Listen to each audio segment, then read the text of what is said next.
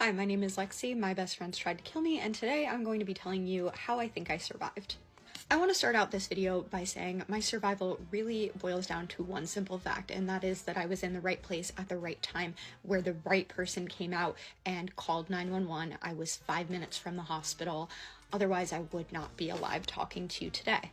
However, there are some things that I think drastically increased my chance of survival, and I'm going to be telling you about them today. I fought back. I yelled, I kicked, I screamed, I ripped my hair out, I made as much noise as I possibly could.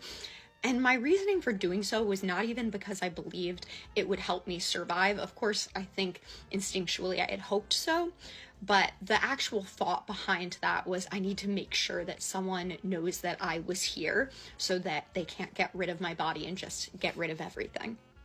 I don't really know what fully I was thinking at that moment, but I remember looking and seeing that the water bottle bong that they had handed the substance to me in was plastic, and having the realization hit me that they're just gonna throw that away and no one's going to really even realize that I was here.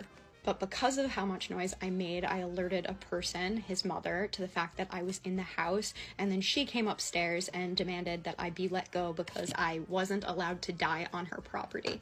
When the mother actually came into the room, I was on the floor at this point. I made it all around that room. I had been on the bed, the couch. I tried to rush at the window, but when she came in, I was on the floor and I felt practically paralyzed. I could not move my body, but my fight or flight instinct really kicked in when I realized that I was going to be able to get out, that this was my only opening, and I was able to run myself down those stairs. Had I stayed scared in place, I don't think that I would be alive. Because had I not done that, I think that she would have eventually just left the room. She was acutely aware of the way her son behaved and his previous criminal history. So I don't really think that she actually had a genuine concern for my life as much as she was concerned about any sort of legal repercussion that would come from having a person literally die on her property. When I actually made it to the road, I made sure that was everyone's problem by screaming as loud as I possibly could. Those words still ring in my brain to this day in the exact tone that I said them in, which were, I'm going to fucking die, someone please help me, someone please get this girl away from me, she hurt me, I've been attacked, and I'm going to fucking die again and again and again. That I'm going to fucking die one was definitely the most important one because I said that a lot to make sure it was really emphasized.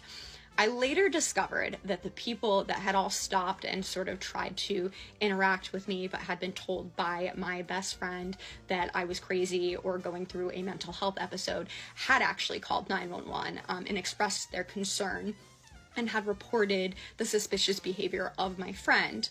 However, they were concerned about actually stopping and intervening in the situation, though one man did, and his 911 call is the one that eventually got the ambulance to me, because I was on the move, so I guess they didn't officially know where my location was just based on the descriptions. And the timeline is much shorter than I had initially thought, with me being to the hospital within a 30-minute period.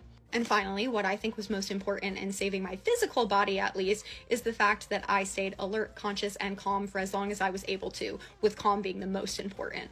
While you might think that someone who is actively losing their life is going to be anything but calm, I couldn't process those emotions in the moment. They were something that had to be dealt with afterwards, because in the moment I needed to focus all of my energy on staying alive, and had I given into those anxious thoughts, I would have died significantly faster. So I needed to stay awake. And I did so by asking myself questions like, what is my hair color? What is my eye color? What kind of music do I like? What are my animals' names? Who is the president?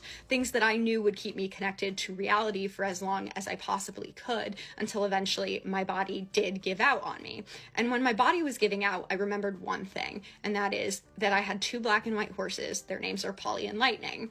And had I not held on to that fact, I don't know what would have happened next. But like I said in the beginning of the video, had that man not been on that street at that time and decided he wasn't going to listen to what my friend was telling him and was actually going to be the one who saved me, I would not be alive today. Wow, Lexi, your story is incredibly powerful and heartbreaking. I can't even imagine the fear and pain you went through, but your strength and resilience shine through every detail you share. Surviving such a traumatic event and finding the courage to speak out is truly inspiring.